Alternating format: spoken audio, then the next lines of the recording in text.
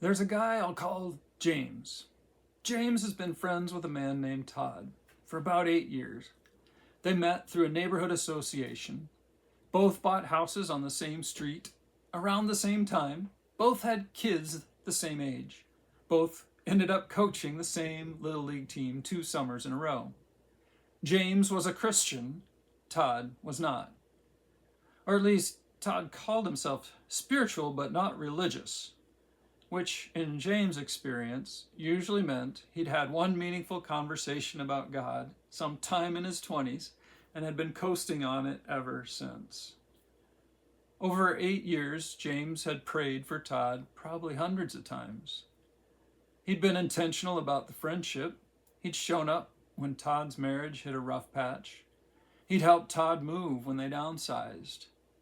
He'd listened to Todd talk about his dad's declining health for the better part of 2 years.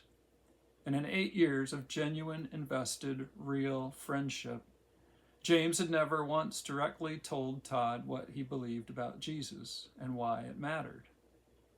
Not because he didn't want to, but because the relationship felt too important to risk.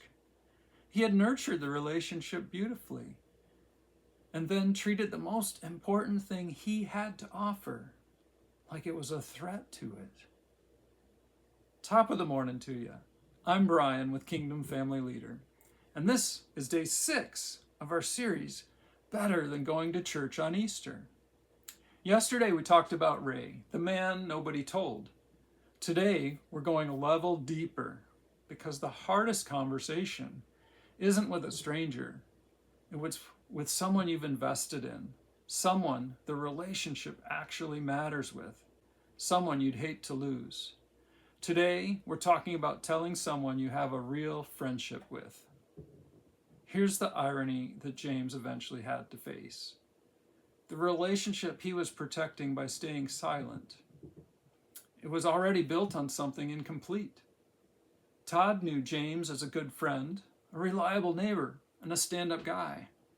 But Todd didn't fully know James, because the thing most central to who James was, his faith, his identity in Christ, the framework through which he made every significant decision in his life, was the one he'd never shared.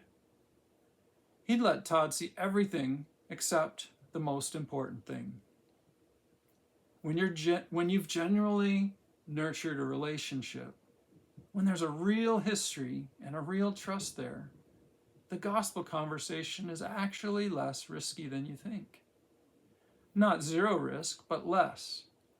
Because the person on the other end of that conversation already knows you're not weird. They already know you're not going to judge them. They already know you care about them as a person, not as a project. You've demonstrated that over years.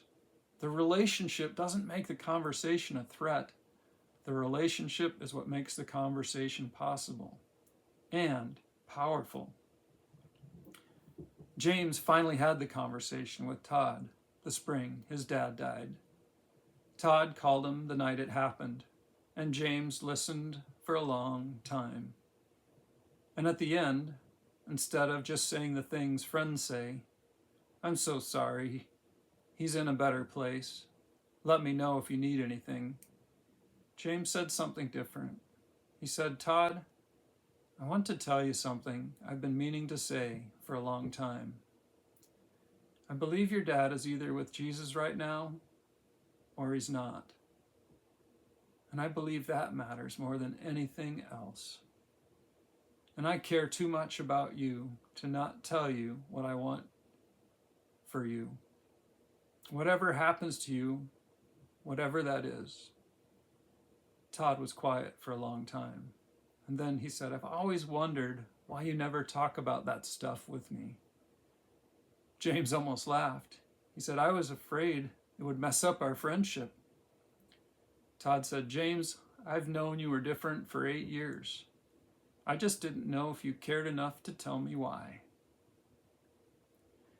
The people who know you best are not waiting for a perfect presentation. They're waiting to find out if you care enough to be honest with them. That's what telling someone you've built a relationship with actually is. It's not evangelism in the cold call sense. It's honesty in the context of love. It's saying, I've been your friend, and part of being your friend is not keeping the most important thing I know to myself. It doesn't have to be a big moment. It doesn't have to be a planned conversation with an agenda. It can be as simple as what James said. I want to tell you something I've been meaning to say, and then say it. Yesterday, I asked you to write down one name, the Ray in your life. Today, I want you to think about whether that person is actually a Todd, someone you'd call a true friend, someone the relationship goes deep with, someone who already knows you're different and maybe just been waiting to find out if you care enough to say so. If that's who came to mind, this week is the week. Not a big production, not a rehearsed speech, just, I want to tell you something I've been meaning to say. That's your opening line. Use it. Tomorrow we're talking about the next step, actually inviting someone to church, and why the invitation means something completely different when it comes from within a real relationship than when it comes from a flyer on a windshield. You be blessed.